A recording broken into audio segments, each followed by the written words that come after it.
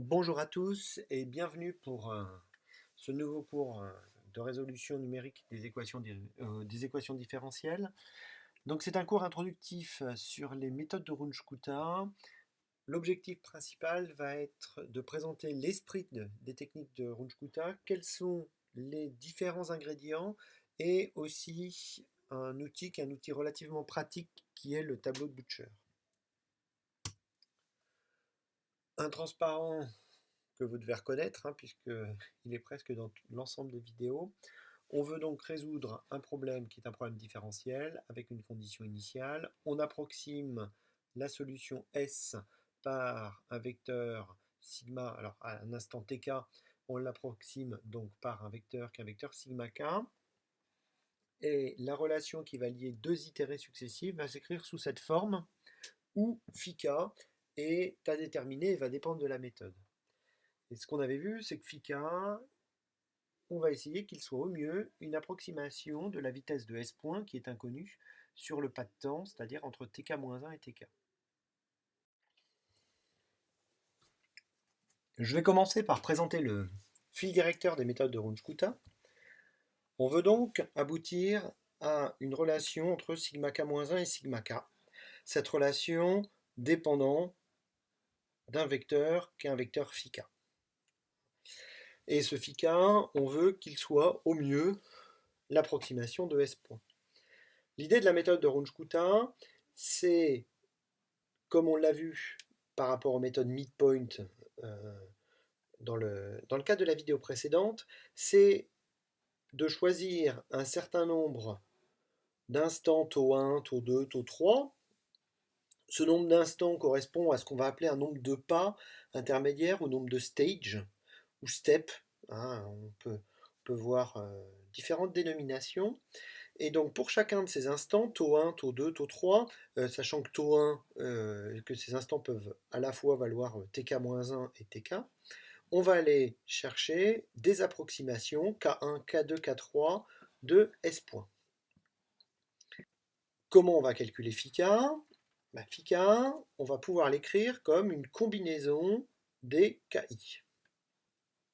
Cette combinaison, donc vous faites la somme et puis vous venez la pondérer par un coefficient qui est un coefficient BI que j'ai représenté ici, que je représente en bleu. Alors maintenant, comment je calcule KI? Pour calculer KI, il faut faire appel à l'opérateur D, et cet opérateur D, on va l'évaluer à l'instant tau i et pour sigma i. Et comment je détermine tau i et sigma i?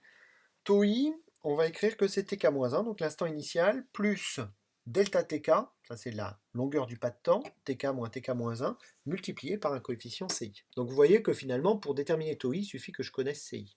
Et l'avantage d'utiliser ci, c'est que ci est indépendant de la taille du pas de temps. Maintenant, concernant l'état sigma i, cet état sigma i, je vais le calculer à partir de sigma k-1 en lui ajoutant une combinaison linéaire des kj. Et alors, quand vous allez regarder cette relation-là, on se dit, oulala, il y a des choses qui s'entremêlent. En effet, KI dépend de sigma i, mais sigma i dépend des kj. On peut être un petit peu surpris de ce type de formalisme la première fois qu'on le rencontre. Je vais vous avouer que moi, la première fois qu'on m'en a parlé, j'étais quand même, un peu circonspect. Néanmoins, on verra par la suite que cette dépendance peut poser une réelle difficulté que dans le cas des schémas qui sont les schémas implicites. Et comme nous, on va se focaliser principalement sur les schémas explicites, on n'aura pas ce type de difficulté. Avec un tel formalisme, on se rend compte qu'il n'existe pas une méthode de Runge-Kutta, mais que Runge-Kutta, méthode de Runge-Kutta, ça représente plutôt une classe de méthodes. Et cette classe de méthodes, chacune des méthodes va différer par le choix des coefficients BI, CI et AIJ. Donc la méthode va dépendre de ces coefficients-là. Et John Butcher, qui est un mathématicien qui a beaucoup travaillé sur ce type de technique numérique, a proposé, pour représenter une méthode, de stocker les différentes valeurs des coefficients dans un tableau qui est en trois parties. Une première partie qui est une matrice avec S lignes et S colonnes. Cette matrice permet de stocker les AIJ. Une colonne correspondant aux instants de temps tau i et une dernière ligne dans laquelle vous allez stocker les poids qui sont les poids utilisés dans la combinaison linéaire permettant de déterminer φ. Afin d'illustrer tout ça, on peut montrer que la méthode de forward-Euler, donc Euler explicite, est une méthode de catégorie, enfin une méthode de type Runge-Kutta. Alors méthode qui va avoir un seul pas, c'est-à-dire méthode pour laquelle la valeur de S est égale à 1. Si on regarde le tableau de Butcher, le tableau de Butcher il est réduit à sa plus simple expression, puisqu'on a simplement 3 coefficients. B1 est égal à 1. Ça nous donne simplement que φk est égal à K1. Et K1, c'est quoi? Comme on l'a dit précédemment, c'est D en taux 1 et sigma 1. Il est donc nécessaire que je détermine ce que valent taux 1 et sigma 1. Taux 1, je l'obtiens ici, puisque j'ai un coefficient C1 qui vaut 0, donc taux 1, c'est rien d'autre que Tk-1. Et sigma 1, c'est pareil, comme les AIJ sont nuls, sigma 1, c'est sigma K-1. Et donc, on va obtenir que φk, c'est D de Tk-1, sigma K-1. Et ça, c'est exactement le vecteur φk qu'on avait obtenu pour la méthode qui était la méthode forward-Euler. Donc, on vient d'illustrer que la méthode de l'air explicite est une méthode de Runge-Kutta à un seul pas. Alors, on peut faire la même chose pour la méthode qui est la méthode de l'air implicite, ou backward-Euler, qui est toujours une méthode à un pas. Et dans cette méthode, je vais un petit peu illustrer ce que je disais tout à l'heure sur l'imbrication entre les différentes relations. Si je prends le tableau de Butcher, pareil, 3 coefficients, puisque j'ai un seul pas. B1 vaut toujours 1, donc φk, c'est K1, et K1, c'est D de taux 1, sigma 1. Taux 1, comme C1 vaut 1, c'est Tk-1 plus delta Tk, c'est Tk. Quant à sigma 1, sigma 1, c'est sigma K-1 plus delta T fois K1, puisque A11 est nul. Une fois que j'ai obtenu ces relations-là, si on regarde, ça ne me donne pas vraiment φk, puisqu'on a bien vu que φk c'est K1, ça dépend donc de taux 1 et de sigma 1, mais voilà, sigma 1 dépend de K1. Bon, pour résoudre ça, ce qu'on va faire, c'est qu'on va simplement rappeler qu'on a une relation entre sigma k et sigma k-1. Sigma k, c'est sigma k-1 plus delta tk, delta t, k d'ailleurs, il manque un k ici, delta t fois φk. Et φk, c'est K1. J'écris ici. Donc, j'ai une première relation, et puis si je reprends la relation qui arrivait de l'état intermédiaire petit sigma 1, sigma 1, c'est sigma k-1 plus delta t k1.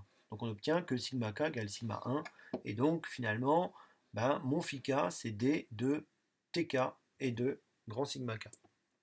Et donc on obtient ici la relation qui était la relation de récurrence que j'ai utilisée dans le cadre de la méthode de l'air implicite. Donc vous voyez, la méthode de l'air implicite aussi peut être vue comme une méthode de Runge-Kutta, et d'ailleurs doit être vue comme une méthode de Runge-Kutta. Par contre, petite subtilité, comme on a une méthode qui est une méthode implicite, il va falloir qu'au niveau de la résolution, on fasse preuve d'un petit peu d'ingéniosité. Une méthode de Runge-Kutta va donc être déterminée par un tableau de Butcher. Néanmoins, les coefficients du tableau de Butcher ne sont pas indépendants les uns des autres. Pour illustrer ça, on va prendre un opérateur qui est un opérateur constant. Donc si vous avez une fonction grand D de t de s, et cet opérateur grand D est égal à une constante, qui est un vecteur grand D, qui est un vecteur de RD. On veut évidemment que pour ce problème-là, ma méthode de Runge-Kutta fonctionne et soit exacte. Alors, toujours sur ce problème très simple, on peut analyser la solution analytique et on obtient très facilement que S de Tk, c'est S de Tk-1 plus delta Tk, qui est la longueur du pas de temps, fois le vecteur grand D. Et ça, cette relation, on l'obtient aussi pour chacun des pas intermédiaires. Vous voyez que ici, j'ai simplement multiplié par Ci et j'obtiens S de tau. Alors maintenant, si on revient sur la relation, qui était la relation qu'on avait écrite précédemment, la seule chose que j'ai fait, c'est que j'ai rajouté une parenthèse ici, qui me donne les états intermédiaires sigma i, petit sigma i, qui sont donnés par cette formule-là. Maintenant que, dans le cas où je considère un opérateur constant, les KI sont constants. Je peux les sortir de la parenthèse. Donc j'obtiens que sigma i, c'est sigma k-1 plus delta tk fois la somme des AIJ fois D. mais je veux que sigma i soit égal à S de taux i. Ah, ça va me donner une relation entre les AIJ et les CI. C'est-à-dire que CI, c'est la somme, pour la ligne considérée, des AIJ. Ça veut dire que le coefficient qui est sur chacune des lignes, sur chaque ligne, le coefficient CI, c'est la somme des AIJ qui sont présentés, qui correspondent à la même ligne. Donc ça, c'est déjà une première relation, qui est une relation assez pratique. Deuxième relation, une relation qui est encore plus triviale, et ça vous pouvez vous en douter dès le début. Votre phi k, ça va être une combinaison linéaire des KI. Et comme je l'ai dit, l'idée c'est de faire une moyenne. Et ça va introduire une condition sur les BI. Vous voyez où je veux aller. Alors, histoire de y aller proprement, les KI sont constants. C'est un vecteur que je vais pouvoir sortir de ma somme. Et donc, phi k, c'est la somme des BI fois D. Mais comme phi k, c'est exactement l'opérateur grand D, ça veut dire que la somme des BI est égale à 1. Bon, voilà, ici on a les coefficients. La somme des BI est égale à 1. On est en train d'effectuer une moyenne, c'est quelque chose même qu'on pouvait imaginer dès le départ, mais qu'on vient de montrer par rapport à cet opérateur constant. Je vais maintenant faire un petit focus sur les schémas explicites. Schéma explicite, je vous rappelle, pour calculer phi k, il va falloir que tous les composants qui vont me permettre de calculer phi k, il faut que je puisse les déterminer de manière directe. Pour déterminer phi k, il me faut donc les k, et parmi les k, il y en a un premier que je vais calculer. Et K1, lui, il va, il faut que je calcule un sigma 1, et ce sigma 1 ne peut pas dépendre des K qui sont K2, K3, K4, et voire même, il ne peut même pas dépendre de K1. Ça veut dire que dans mon tableau de Butcher, la première ligne est nulle. Et forcément, la première ligne étant nulle, C1 est nulle. C'est-à-dire que je vais avoir ici un 0, donc la première ligne du tableau de Butcher, vous voyez que elle se simplifie énormément. Évidemment, C1 égale 0, ça veut dire que taux 1, c'est Tk-1, c'est-à-dire que c'est l'instant initial. Et K1, c'est D de Tk-1, sigma K-1. Bon, ce que j'ai dit sur le premier coefficient, je peux dire sur le deuxième. Alors K2 peut dépendre de K1. Et d'ailleurs, généralement, il dépendra de K1. Mais en tout cas, il ne dépend pas de K2, ni de K3, K4, jusqu'à Ks. Donc ça veut dire que, au niveau de la deuxième ligne, je vais rayer tous ces coefficients. Et en particulier, on pourrait montrer que C2 est égal à 2,1. Donc finalement, dans mon tableau de Butcher, vous voyez que je vais avoir un 0 ici, et puis ensuite, la matrice des coefficients petit a, cette matrice-là va être triangulaire inférieure et à diagonale nulle. Donc typiquement, quand vous voyez les tableaux de Butcher où vous avez la moitié de la matrice qui est nulle, la moitié triangulaire supérieure de la matrice qui est nulle, et puis le coefficient C1 est nul, vous savez que c'est un schéma qui est un schéma explicite. Je vais donc finir et conclure ce cours où je vous ai fait une présentation formelle des méthodes de Runge-Kutta. Ces méthodes-là sont basées sur des évaluations intermédiaires de la vitesse, donc à des instants taux 1 et pour des états petit sigma 1, et on vient combiner ces valeurs de K1 pour approximer au mieux la vitesse moyenne sur le S point moyen sur le pas de temps.